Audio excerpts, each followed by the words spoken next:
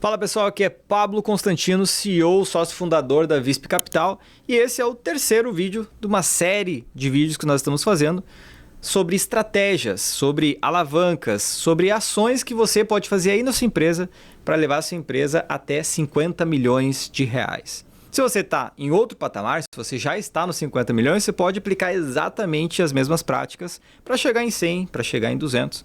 Então, depende de cada estrutura. Se você está aqui, você é um empresário, um empreendedor, alguém que está querendo começar um negócio, estruturar a sua empresa, para no futuro você talvez receber um cheque bem gordinho aí na sua conta, para fazendo a venda da sua empresa para algum grupo, um investidor, fundo de investimento ou até um concorrente.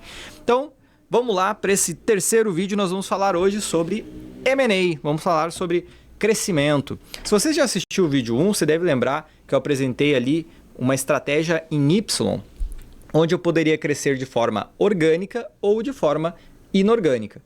Eu vou falar um pouquinho mais para frente sobre como crescer de forma orgânica através de um time comercial de alta performance. Mas neste eu vou falar sobre M&A, como crescer de forma inorgânica.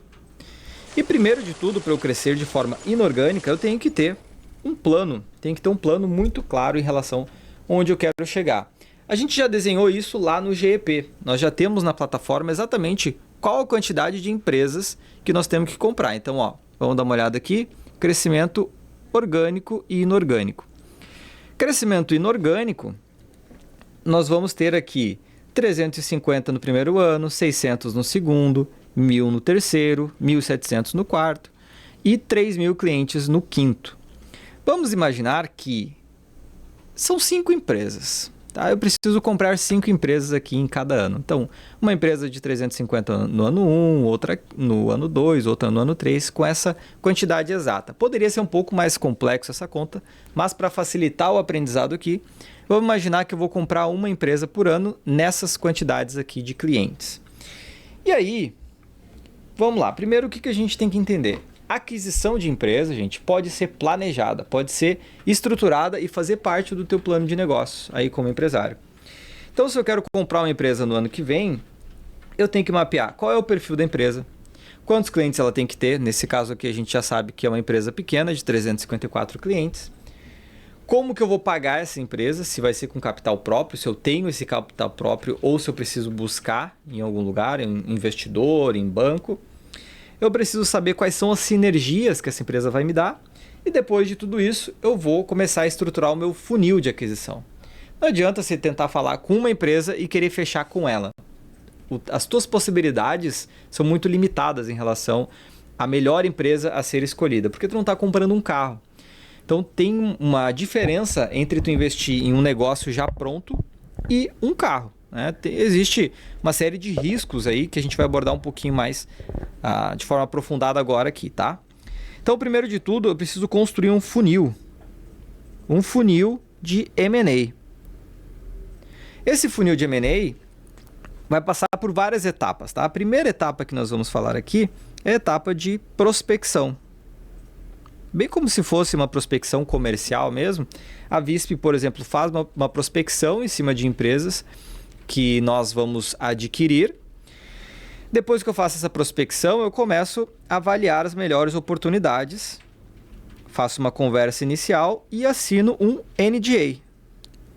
NDA é Non-Disclosure Agreement, é um acordo de confidencialidade entre eu e o possível vendedor, a pessoa que vai vender a empresa dele para mim, para garantir que as informações dele estão 100% resguardadas, que eu não vou vazar informação nenhuma, que eu sou um investidor sério querendo fazer um bom negócio, inclusive para ele também. Né?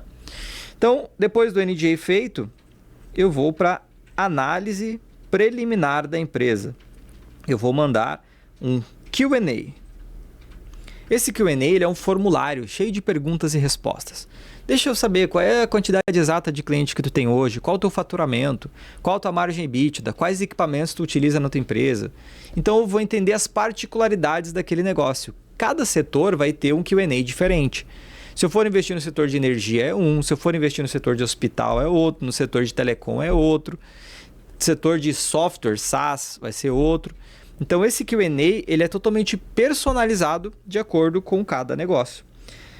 O vendedor respondendo esse Q&A, nós vamos para o NBO. NBO é Non-Binding Offer, uma proposta não vinculante. Ou seja, cara, gostei do teu carro, pô, vou pagar os 100 mil que tu tá me pedindo.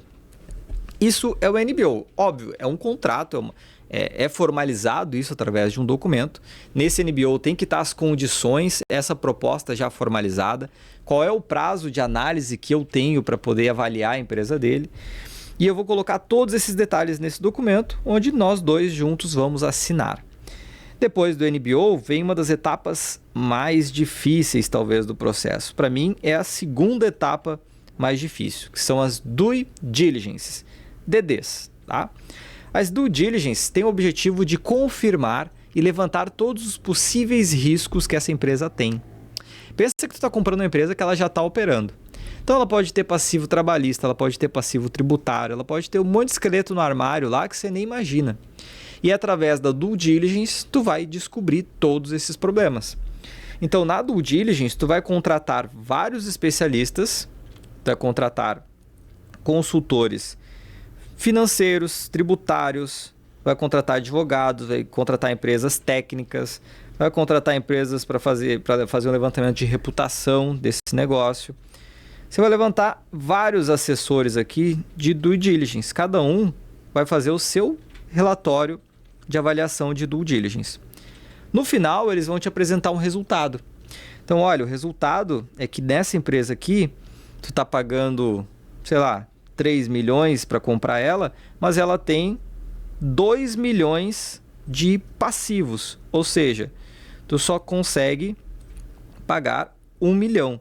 Ou tu segura esse dinheiro, tu retém esse valor, esses 2 milhões, e se não acontecer esses problemas que nós levantamos aqui, aí tu paga ele. Agora, se acontecer enquanto tu estiver na gestão, tu precisa usar essa grana para quitar essas dívidas dessa empresa. Depois de negociar os detalhes da Due Diligence, nós vamos para o SPA. SPA é o contrato final de compra e venda de cotas ou de ações. Então é no SPA que nós vamos discutir várias cláusulas, nós vamos negociar os mínimos detalhes. É aqui que o bicho pega. Tá? Aqui que geralmente os advogados entram na jogada e melam todo o negócio. Para quem é advogado e tá vendo esse vídeo, me desculpa, mas é a realidade. A maioria dos advogados que geralmente cuidam de cláusulas gerais, de negociações gerais, de contratos gerais, não entende a fundo de M&A. E aí ele acaba trazendo a realidade de fora para o mundo de M&A e acaba ferrando geralmente as negociações. Mas, evoluindo a etapa de SPA, você vai para o closing. Então, tu assinou, fez a assinatura do contrato de SPA, fez o pagamento da entrada, fez o pagamento da primeira parcela, e entra na fase de closing. Na fase de closing, você vai fazer o fechamento daquele negócio. Porque pode ser que na etapa de due diligence foi identificado algumas coisas que você precisa resolver. Ou na etapa de SPA foi colocado algumas condições que você precisa cumprir nos próximos 90 dias. Imagina que você é o vendedor, né? Você precisa garantir que o que foi colocado em contrato precisa ser executado, senão você pode até tomar uma multa em relação a isso. E aí é nessa etapa de closing que você vai fazer isso acontecer. E aí eu vejo muita negociação morrendo, né, durante existe todo um funil aqui, como vocês viram. Eu vejo muita negociação morrendo por não seguir esse processo aqui, ou, por exemplo, por não saber que pode existir uma etapa de closing. Eu não preciso matar tudo 100% já na arrancada da negociação. Eu consigo deixar algumas coisinhas para serem resolvidas depois, porque aí eu garanto o timing do negócio. E é muito importante, né? Às vezes, tu tá ali super empolgado, botando energia, fazendo a coisa acontecer, mas se tu deixa a coisa esfriar, aí o negócio morre. Então, esse funil inteiro aqui, agora voltando para o nosso planejamento lá, se eu tenho que fechar e comprar uma empresa, no nosso caso, 354, vamos juntar, 26 e 27, 604 mais os 354. Eu preciso comprar uma empresa de 1.000 assinantes, em resumo. Então, na etapa de prospecção, eu vou ver que existem lá 10 empresas que se encaixam nesse patamar. Ó, Vou voltar aqui, prospecção. 10 empresas se encaixam nesse perfil que eu estou buscando. Eu vou assinar o NDA com 8, porque na verdade as outras 2 já morreram aqui. Eles nem quiseram evoluir para uma negociação e nem quiseram assinar o NDA. Dessas 8, eu vou mandar o Q&A para todas, mas nem todas eu vou colocar uma proposta. Eu vou botar uma proposta nas melhores, porque no Q&A eu já tive mais informações o suficiente para eu avaliar se faz sentido ou não eu evoluir com aquela empresa.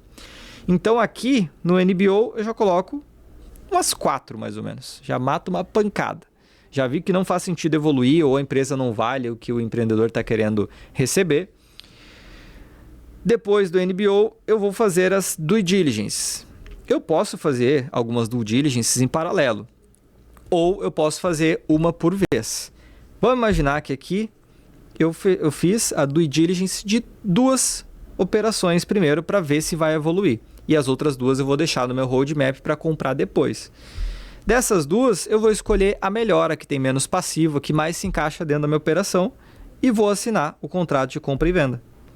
Então vocês notem, ó, que existe um funil, né? E quando eu falo em adquirir empresas, tem muitas empresas que crescem só adquirindo outras, tá? Tem muitas empresas que elas crescem fazendo aquisições, comprando outras empresas. Então, se nós vamos pegar aí Unifique, por exemplo, é uma grande empresa do setor de telecomunicações. Os caras compram 20 empresas no ano. Stefanini, compraram mais de 40 empresas. Enfim, o que não falta são investidores estratégicos, são empresas que querem comprar outras empresas para crescer de forma inorgânica. Então, sabendo que existe essa possibilidade, você já tem que começar a se preparar para talvez um dia ser negociado e ser vendido também para essas grandes. Mas, nesse primeiro momento, enquanto isso não acontece, você tem que ir incorporando e comprando os menores. Essa é uma das vias de crescimento, como eu expliquei lá anteriormente, a via inorgânica. Então, nós temos orgânico e inorgânico. No final do dia, nós vamos ter uma composição do custo médio de crescimento. Então, olha só que legal. Eu posso gastar R$1.000, por exemplo, para crescer de forma inorgânica, comprando outras empresas, R$1.000 por cliente. E no meu CAC orgânico, eu gasto 500. Quer dizer que eu vou investir somente no meu CAC orgânico? Não.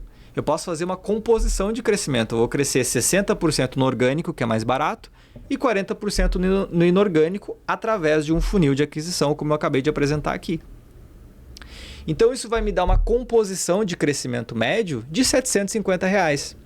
Né? Se eu tenho, vamos imaginar que R$1.000 por cliente no inorgânico e R$500 no orgânico, eu tenho uma composição média de 750.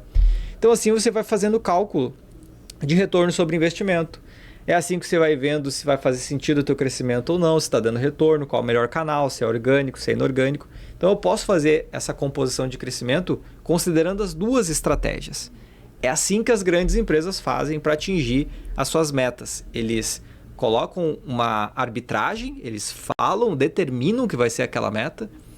E aí você já deve ter visto no mercado, provavelmente, aquelas aquisições relâmpago. Do nada o cara chegou e comprou 1, 2, 3 empresas quando estava chegando no final do ano. Por quê? Porque ele tinha uma meta para atingir naquele ano, ele não estava conseguindo atingir de forma orgânica, marketing e vendas tradicionalmente, e ele foi lá e comprou alguns concorrentes para poder atingir aquela meta. Então vocês notem que o crescimento orgânico ele pode acontecer de forma simultânea com o inorgânico. E na minha concepção até deve acontecer de forma simultânea. E para você que está pensando talvez em vender a sua operação, existe uma estratégia muito bacana que nós aplicamos aqui várias vezes que pode mudar todo o jogo, e só com essa dica com certeza tu já vai gerar milhões se você já estiver no meio de uma negociação, tá? Olha que bacana. Muitas vezes nessa etapa aqui, ó, entre o NBO, a Due Diligence e o SPA, existe um tempo, tá? Isso aqui acontece talvez no período de 6 meses, pode ser que leve até mais, tá? Então, se isso aqui vai acontecer no prazo de 6 meses, o que acontece com os meus números, com os meus dados, sendo que existe um prazo para essa negociação se concluir, né? Pô, daqui a 6 meses talvez eu já cresci. Existe uma forma de tu sustentar o múltiplo no NBO. Quando tu for construir o NBO, tu já coloca lá, por exemplo, ó, cara, o meu múltiplo é de 19 vezes o meu faturamento. Isso foi negociado já está negociado. Então, lá no final desse período aqui, de quando eu comecei a negociar até a conclusão do processo, pode ser que o meu faturamento aumente. Vou descer um pouquinho a tela aqui. Aí. Pode ser que o meu faturamento aumente. Não que o meu múltiplo vai aumentar. O múltiplo ele vai continuar fixo. Mas o meu faturamento, que por exemplo era 200k, ele foi para 290k. Então eu tenho 90 mil de ganho aqui. Deixa eu fazer aqui 90 mil. 90 mil vezes 19 vezes, eu tenho um ganho de 1.710. 1,7 milhões. Esse aqui é o ganho adicional só por eu ter fixado as 19 vezes e aumentado em 90 mil reais o meu faturamento. Sacaram? Existe uma questão de timing aqui, onde eu começo a negociação, fixo esse múltiplo e aí eu vou aumentando a minha outra variável, que seria o meu faturamento, até eu atingir um patamar maior, porque quando eu concluir, vai ser passada a régua baseado num novo valuation. E nesse novo valuation, eu tenho um ganho de 1.700.000 a mais, nesse exemplo simples aqui que eu fiz.